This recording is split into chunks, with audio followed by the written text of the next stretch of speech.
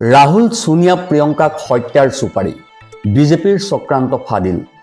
নমস্কাৰ, news one north ইষ্টৰ আজিৰ এই প্ৰতিবেদনলৈ আপোনাক স্বাগতম। আপুনি চাই আছে দেশৰ এটা অগ্ৰণী নিৰ্ভীক নিৰপেক্ষ আৰু বহুভাষিক channel news one north east.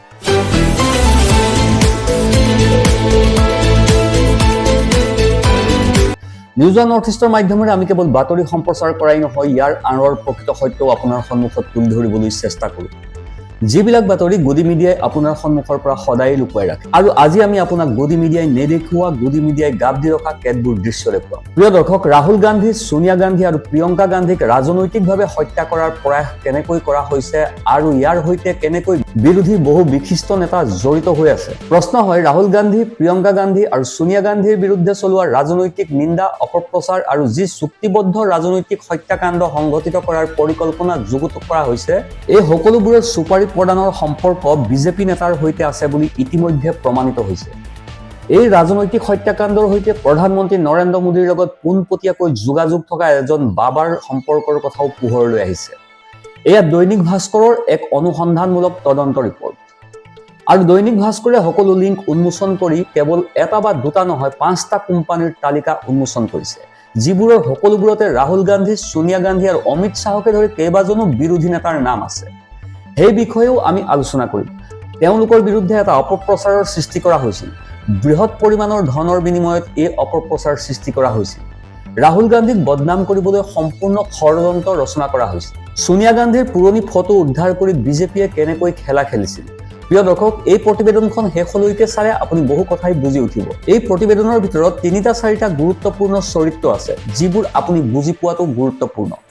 এজন বিজেপিৰ ৰাষ্ট্ৰীয় মুখপাত্ৰ, আপুনি হয়তো তেওঁক চিনি পায়, নলিন কোহলি, উচ্চতম ন্যায়ালয়ৰ অধিবক্তা তথা বিজেপিৰ মুখপাত্ৰ। 2003 চনৰ পৰা 2009 চনলৈকে বিজেপিৰ মিডিয়া চেলৰ সমন্বয়ক হিচাপেও কাৰ্যনিৰ্বাহ কৰা নলিন কোহলিৰ নাম দৈনিক ভাস্কৰৰ অনুসন্ধানত ওলাই পৰিছে। নলিন কোহলিয়ে সমস্ত ধন যোগান ধৰা বুলি দাবী কৰিছে দৈনিক ভাস্কৰে। এই সকলোবোৰ কাম নগদ ধনেৰে কৰা হৈছিল। তেওঁৰ বিৰুদ্ধে অভিযোগ উত্থাপন হৈছে, তেওঁৰ নাম উল্লেখ কৰা হৈছে। এই চৰিত্ৰটোৰ বিষয়ে আমি বিতংভাৱে আলোচনা কৰিম। দ্বিতীয়তে, এই বাবাক আপুনি নিশ্চয় চিনি পায়। মহাকুম্ভৰ সময়ত আপুনি নিশ্চয় তেওঁক বহুবাৰ দেখিছে। প্ৰধানমন্ত্ৰী মোদীৰ আশে পাশেও তেওঁক দেখা যায়। প্ৰধানমন্ত্ৰী মোদী যেতিয়াই বাৰাণসীলৈ যায়, তেতিয়াই এই বাবাৰ দ্বাৰাই প্ৰধানমন্ত্ৰী মোদীয়ে আৰতি কৰোৱায়। এই বাবা স্বামী চিদানন্দ সৰস্বতী নমঃ গংগা ন্যাসৰ পৃষ্ঠপোষক। 2015 চনত নমঃ গংগা ন্যাস স্থাপিত হৈছিল। নমঃ গংগা ট্ৰাষ্টৰ অৰ্থ হ'ল মোদীৰ ফটোৰে কাৰ্যালয়টো চলাই থকা। নমঃ গংগা ট্ৰাষ্ট নামেৰে এটা কাৰ্যালয় চলি আছে, আৰু কেনেধৰণৰ খেল খেলা হৈছে। একেবাৰে আচৰিত কথা নহয়নে? এতিয়া এই কাহিনীটো ভালদৰে চাওক। দৈনিক ভাস্কৰে সঁচাকৈ এটা ডাঙৰ কাহিনী প্ৰকাশ কৰিছে যদিও বৰ্তমানলৈকে কিন্তু ক'তো একো আলোচনা হোৱা নাই। এই সকলোবোৰ কেনেকৈ হ'ল তাৰ উত্তৰ দিবলৈ কোনো বিজেপি নেতা বা মুখপাত্ৰ আগবাঢ়ি অহা নাই। অন্ততঃ তেওঁলোকে আগবাঢ়ি আহি মিছা বুলি ঘোষণা কৰিব পাৰিলেহেঁতেন। তেতিয়া আমি আপোনাক বিজেপিৰ প্ৰতিক্ৰিয়াও জনালোহেঁতেন। কিন্তু এতিয়া এই অনুসন্ধানমূলক প্ৰতিবেদন দৈনিক ভাস্কৰে প্ৰকাশ কৰাৰ লগে লগে বিজেপিৰ পৰা এতিয়ালৈকে কোনো সঁহাৰি অহা নাই। এতিয়া এই কথাটো বিতংভাৱে বুজি পাওঁ আহক। দৈনিক ভাস্কৰৰ তদন্তকাৰী দলৰ ষ্টিং অপাৰেশ্যনত ফেক নিউজ আৰু ডিফেক নিউজৰ নেটৱৰ্ক উন্মোচিত হয়। ৰাজনৈতিক দলৰ ৰূপ লৈ 5টা কোম্পানীৰ সৈতে যোগাযোগ কৰা হৈছিল। প্ৰথম লক্ষ্য আছিল নয়ডাৰ এভাৰমোৰ টেক কোম্পানী। সাংবাদিক আৰু কোম্পানীৰ প্ৰতিনিধি নীতিশ শৰ্মাৰ মাজত এখন বৈঠক হৈছিল। 10x10 এটা কেবিনত অনুষ্ঠিত হৈছিল এই বৈঠক। কোম্পানীটোৰ এটা চেলছ অফিচ আছিল। এই বৈঠকখন 2025 চনৰ 13 ফেব্ৰুৱাৰীত হৈছিল। এইখন আছিল নয়ডাৰ ছেক্টৰ 27ত অনুষ্ঠিত হোৱা প্ৰথমখন বৈঠক।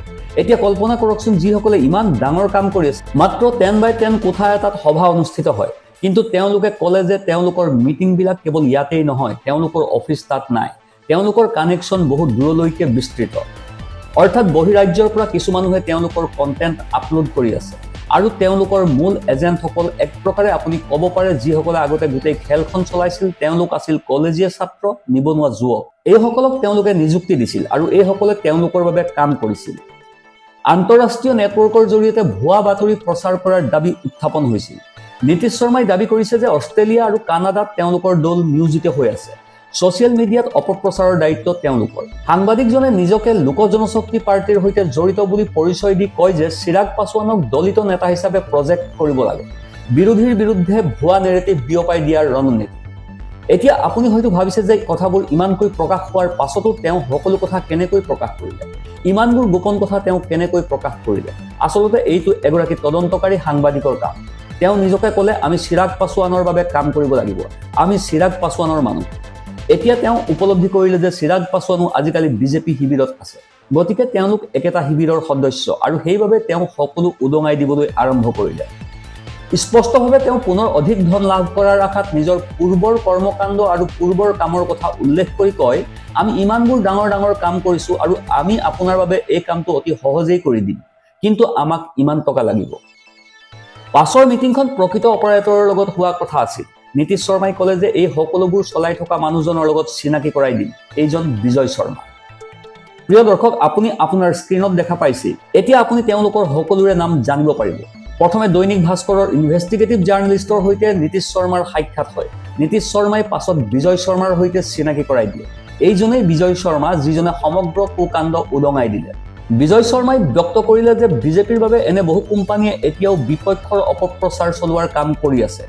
বিজয় শৰ্মাই দৈনিক ভাস্কৰৰ ইনভেষ্টিগেটিভ জাৰ্নেলিষ্টৰ সন্মুখত ব্যক্ত কৰিলে যে 2014 চনত তেওঁলোকে বিজেপিৰ কেম্পেইনিঙৰ বাবে প্ৰায় 16 কোটি টকাৰ অপপ্ৰচাৰমূলক কাম কৰিছিল।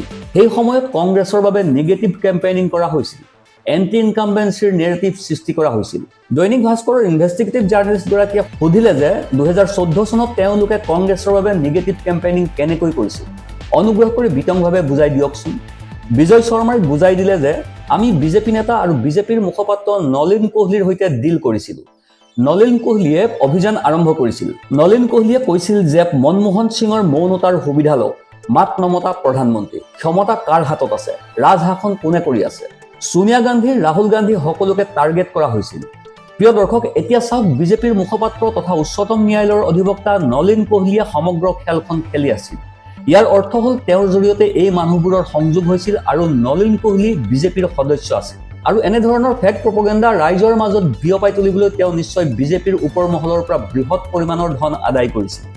এই বাতৰি সম্প্ৰচাৰ হোৱাৰ পাছতো যদি নলিন কোহলি আগবাঢ়ি আহি যদি এই কথা অস্বীকাৰ কৰিলেহেঁতেন, তেন্তে তেওঁৰ প্ৰত্যুত্তৰ আমি শ্বেয়াৰ কৰিলোহেঁতেন।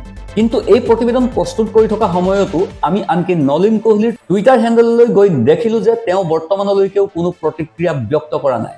এতিয়া খেলখন খেলাৰ ধৰণ চাওক। টাৰ্গেট কৰি লোৱা হৈছিল মনমোহন সিঙক। মনমোহন সিঙৰ ওপৰত এই সকলো লোকে উদ্দেশ্যপ্ৰণোদিতভাৱে বদনাম জাপি দিলে। ইমান শক্তিশালী এগৰাকী মানুহ, ইমান শক্তিশালী নেতা, 56 ইঞ্চি বুকুৰ, যি নিজৰ নাম আৰু সুনাম সমগ্ৰ বিশ্বতে গুঞ্জৰিত কৰা মানুহ। তেখেতৰ পৃষ্ঠপোষকতাতেই 2014 চনৰে পৰা সংঘটিত হৈ আছে দেশৰ জনতাৰ মাজত বিৰোধীৰ অপপ্ৰচাৰ। বাৰাক ওবামাই কৈছিল যে আমি মনমোহন সিঙৰ ফালে লক্ষ্য কৰোঁ যে তেওঁ কি কৰিব, কি পৰিকল্পনা গ্ৰহণ কৰিছে। আৰু আজিকালি নৰেন্দ্ৰ মোদীয়ে এক প্ৰকাৰে সেই মনমোহন সিঙৰ ষ্টাইল চুৰি কৰিবলৈ বৃথা চেষ্টা চলাইছে। এই কথা কৈছিল আমেৰিকাৰ প্ৰাক্তন ৰাষ্ট্ৰপতি বাৰাক ওবামাই। মনমোহন সিঙৰ বাবেই কৈছিল, কিন্তু আজিকালি নৰেন্দ্ৰ মোদীৰ ভক্তই সেই ষ্টাইল চুৰি কৰে। এতিয়া এই বিষয়ে আৰু অধিক চাওঁ আহক। ইয়াত মাথো এটা কথাই আছিল যে কংগ্ৰেছে 10 বছৰত যিমান লুণ্ঠন কৰিছিল, আনকি ইংৰাজে 200 বছৰতো সিমান লুণ্ঠন কৰিব পৰা নাছিল। কংগ্ৰেছে 10 বছৰত তাতোতকৈ বেছি লুণ্ঠন কৰিলে। বিদেশলৈ পইচা পঠিয়াই দিলে। বিদেশী বোৱাৰী সোনিয়া গান্ধীক ছুইমিং কষ্টিউম পিন্ধাই ৰাহুল গান্ধীক পাপ্পুৰ দৰে কৰি তোলাৰ পৰিকল্পনা আছিল বিজেপিৰ। এতিয়া ইয়াত তেওঁলোকে স্বীকাৰ কৰিছে যে তেওঁলোকে বিজেপিয়ে তেওঁলোকক প্ৰদান কৰা কিছুমান ফটো তুলিছিল। মাত্ৰ এই ফটোবোৰ চাওক। সোনিয়া গান্ধীয়ে বিকিনি পিন্ধিছিল আৰু বিকিনি পিন্ধাটো কোনো অপৰাধ নহয়। সাধাৰণতে যদি আপুনি ইটালীৰ সংস্কৃতিলৈ লক্ষ্য কৰে, য'ৰ পৰা সোনিয়া গান্ধী সেই সময়ত আহিছিল, তেন্তে তাত বিকিনি পিন্ধাটো ভুল কথা বুলি গণ্য কৰা নহয়। ঠিক যেনেকৈ ইয়াত শাৰী চেলোৱাৰ পিন্ধাটো অপৰাধ বুলি গণ্য কৰা নহয়। ভাৰততো বিকিনি পিন্ধাটো অপৰাধ নহয়। ভাৰতবৰ্ষৰ বহু লোকে ভ্ৰমণলৈ যাওঁতে বিকিনি পিন্ধি নিজৰ ফটো তোলে, ছ'চিয়েল মিডিয়াত আপলোড কৰে। সোনিয়া গান্ধীৰ এই ফটোখন বিজেপিয়ে প্ৰদান কৰিছিল আৰু এটা নেৰেটিভ সৃষ্টি কৰা হৈছিল যে চাওক এয়াই সোনিয়া গান্ধী, তেওঁ ভাৰতীয়ত্বৰ ওপৰত দাগ, তেওঁৰ ইটালিয়ান মূল্যবোধহে আছে। এনেধৰণৰ নেৰেটিভ সৃষ্টি কৰা হৈছিল। দৈনিক ভাস্কৰৰ ইনভেষ্টিগেটিভ জাৰ্নেলিষ্টগৰাকীয়ে প্ৰশ্ন কৰে যে সোনিয়া গান্ধীৰ বিৰুদ্ধে আন প্ৰচাৰ আৰু ৰাহুল গান্ধীক পাপ্পু হিচাপে স্বীকৃত কৰাৰ অভিযান এনেদৰেই চলোৱা হৈছিল নেকি? বিজয় শৰ্মাই উত্তৰ দিলে, হয়, পুৰণি ফটো উদ্ধাৰ কৰি অনা হৈছিল। সেইবোৰ সকলো বিজেপিয়ে আমাক যোগান ধৰিছিল, মানে ফটো বিজেপিয়ে যোগান ধৰিছিল। বিজয় শৰ্মাই আৰু ব্যক্ত কৰে যে আপোনালোকৰ হয়তো মনত আছে যে এখন ফটো ওলাইছিল য'ত সোনিয়া গান্ধীয়ে আণ্ডাৰগাৰ্মেণ্ট পিন্ধি আছিল। সেইখন আছিল ছুইমিং কষ্টিউম পিন্ধা এখন অতি পুৰণি ফটো। সেই ফটোখন সহজে পোৱা নাযায়। এই ফটোখন এটা টপ লিংকৰ পৰা লাভ কৰা হৈছিল আৰু ইয়াক যথেষ্ট হাইলাইট কৰা হৈছিল। এইটো এনে এটা সময় আছিল যেতিয়া সোনিয়া গান্ধীক বিদেশী বোৱাৰীৰ অভিযোগ তুলি প্ৰচাৰ চলোৱা হৈছিল। দৈনিক ভাস্কৰৰ ইনভেষ্টিগেটিভ জাৰ্নেলিষ্টগৰাকীয়ে বিজয় শৰ্মাক আৰু সুধিছিল, আমি আশা কৰিছিলোঁ যে ভুৱা কণ্টেণ্ট উপলব্ধ হ'ব। কিছুমান মৰ্ফ কৰা ভিডিঅ' প্লে কৰা হৈছিল, কিছুমান ষ্টেটমেণ্ট এডিট কৰা হৈছিল আৰু ভাইৰেল কৰা হৈছিল। তাৰ পাছত দৈনিক ভাস্কৰৰ ইনভেষ্টিগেটিভ জাৰ্নেলিষ্টগৰাকীয়ে ক'লে, আমি চিৰাগ পাছোৱানৰ কাম কৰিব বিচাৰোঁ আৰু এই ফটো পাই যাব। কিছুমান ভিডিঅ' বনাব লাগিব, ফেক ভিডিঅ' বনাব লাগিব। এই সন্দৰ্ভত কি ক'লে বিজয় শৰ্মাই? চাওক, বিজয় শৰ্মাই ক'লে যে সেইবোৰ কাট কৰিব লাগিব। এইটো ৰিচাৰ্চৰ কাম। ৰিচাৰ্চৰ দলটোৱে সমগ্ৰ বক্তব্যটো ল'ব আৰু তাৰ পাছত চাব কোনটো অংশ বাদ দিয়াৰ প্ৰয়োজন। বক্তব্যৰ অৰ্থ নিজেই সলনি হৈ পৰিব। আপুনিয়ে ক'ব যে সমগ্ৰ বক্তব্যটো দেখুওৱা হোৱা নাই, সম্পূৰ্ণ প্ৰসংগটো দেখুওৱা হোৱা নাই। মানে এই মানুহবোৰে কাৰোবাৰ বক্তব্য বনাবলৈ সমগ্ৰ ব্যৱস্থাটোকে হাইজেক কৰি লৈছে। এতিয়া মোৰ ভিডিঅ'টোৰ পৰা কিবা এটা লৈ ভাইৰেল কৰি দিয়ক যে ধৰ্মেন্দ্ৰই ৰাহুল গান্ধীক এই কথা কৈছিল বা নৰেন্দ্ৰ মোদীক গালিগালাজ কৰিছিল। যিকোনো কামেই কৰিব পাৰি। কোনোবাই কিবা কোৱাৰ উদ্ধৃতি দিছোঁ, যদি মোৰ মুখৰ পৰা সেই গালিগালাজ কাটি মোদীৰ নাম কাটি এটা নেৰেটিভ সৃষ্টি কৰিব। বিজয় শৰ্মাই আৰু বুজাই দিলে যে ৰাহুল গান্ধীক কেনেকৈ পাপ্পু সজোৱা হৈছিল। ৰাহুল গান্ধী পাপ্পু নেকি? তেওঁ আৰু কয় যে ৰাহুল গান্ধীয়ে এটা বক্তব্য দিছিল, তাৰ পাছৰ অংশটো কাটি পেলোৱা হয়, যিয়ে সমগ্ৰ বক্তব্যটোৰ অৰ্থ সলনি কৰি পেলালে। সেই অংশটো হাইলাইট কৰা হ'ল। ৰাহুল গান্ধীয়ে কোৱা প্ৰথম কথাটো যিটো প্ৰসংগত কোৱা হৈছিল সেইটো বাদ দিয়া হ'ল, এটা চুটি বক্তব্যত পৰিণত কৰা হ'ল আৰু সেইটো শুনি আপুনিয়েই তেওঁক পাপ্পু সজাই পেলালে। দৈনিক ভাস্কৰৰ ইনভেষ্টিগেটিভ জাৰ্নেলিষ্টগৰাকীয়ে ক'লে যে বিভিন্ন দেশত আপোনালোকৰ মানুহ আছে, তাৰ পৰাই আপলোড কৰা হ'ব। সাংবাদিকজনে বিজয়ক তেওঁৰ দলৰ বিষয়ে আৰু প্ৰশ্ন উত্থাপন কৰি প্ৰশ্ন কৰে যে তেওঁৰ কোনো দল আছেনে যিয়ে বৃহৎ পৰিসৰত ভুৱা বাতৰিৰ কাম কৰিব পাৰে? বিজয় শৰ্মাৰ উত্তৰ আছে, হয়, এই দলবোৰে মুকলিকৈ কাম নকৰে। এই মানুহবোৰে ঘৰৰ পৰাই কাম কৰে, ফ্ৰীলান্সাৰৰ দৰে। কোনো এটা ঘটনাত ধৰা পৰিলে বহুতো মানহানি গোচৰৰ সন্মুখীন হ'ব বুলি সকলোৱে ভয় কৰে। তেওঁলোকে এই কামবোৰৰ পৰা যিমান উপাৰ্জন কৰে, মানহানিৰ গোচৰৰ সন্মুখীন হ'বলগীয়া হ'লে তাতোতকৈ বেছি ভৰিব লাগিব বুলি ভয় কৰে। বিজয় শৰ্মাই আৰু কয় যে এই সকলো অপপ্ৰচাৰমূলক কাম নগদ ধনৰ বিনিময়তহে কৰা হয়। হোৱাইট মানিত এইবোৰ নহয়। ইয়াত হোৱাইট মানি ব্যৱহাৰ কৰিব নোৱাৰি। আমি আমাৰ মাজত এটাও প্ৰমাণ ৰাখিব নোৱাৰোঁ। গতিকে ইয়াৰ অৰ্থ হ'ল তেওঁ পোনপটীয়াকৈ স্বীকাৰ কৰিছে যে সকলো ২ নম্বৰীভাৱে হৈ আছে। প্ৰতিটো লেনদেন নগদ ধনেৰে হ'ব। ইয়াত কোনো হোৱাইট মানিৰ লেনদেন নহ'ব। বেংক পেমেণ্ট নাথাকিব। নিজে ঠিক কৰি দিব। তাৰ পিছত সকলো পেমেণ্ট নগদ ধনেৰে কৰিব লাগিব। এতিয়া প্ৰশ্ন হয়, নৰেন্দ্ৰ মোদীৰ তথাকথিত ফেয়াৰ এণ্ড লাভলী আঁচনিখন সঁচাকৈ কেৱল টকা দিয়া আৰু সেই ধন আন কিবা কামত ব্যৱহাৰ কৰাটোৱেই নেকি? নে এই সকলোবোৰ COVID-19 মহামাৰীৰ সময়ত বা তাৰ আগতে বিমুদ্ৰাকৰণৰ পাছত কৰা হৈছিল? গতিকে এইটো টকাৰ খেল। আৰু যিসকলে কয় যে না খাউংগা অৰ না খানে দুংগা, তেওঁলোকে এইদৰে খাইছিল নে এনেদৰে চুপাৰি দিছিল? এইবোৰ বহু প্ৰশ্ন। বিজয় শৰ্মাই কৈছিল যে আমাৰ সকলো কাম ফ্ৰীলান্স চলি আছে। ধৰি লওক এটা ব্লকচেইন নেটৱৰ্ক। কোন ক'ত বহি আছে, কোনোবা ডুবাইত বহি আছে, কোনোবা ইয়াতেই বহি আছে, বিভিন্ন দেশত বিভিন্ন মানুহ বহি আছে। কামবোৰ তাৰ পৰাই কৰা হয়। বেছিভাগ ভিডিঅ' আপলোড কৰা হয়। ভাৰতত কাম কৰা হয়। ভাৰতত কম পৰিমাণেহে কাম কৰা হয়। যিবিলাক সৃষ্টি কৰা হয় সেয়া বিদেশী চাৰ্ভাৰৰ পৰা আপলোড কৰা হয়, কাৰণ কোনেও সহজে সেইবোৰত প্ৰৱেশ কৰিব নোৱাৰে। গতিকে দৈনিক ভাস্কৰৰ ইনভেষ্টিগেটিভ জাৰ্নেলিষ্টগৰাকীক এক প্ৰকাৰে বিজয় শৰ্মাই এই সমগ্ৰ নেটৱৰ্কৰ বিষয়ে কৈ বিদেশৰ পৰা আপলোড দিয়া বুলি কৈ অধিক ধন পোৱাৰ আশা কৰিছে। প্ৰিয় দৰ্শক, এতিয়া আপুনি এই মানুহজনৰ পৰিচয়টো জানি লওক।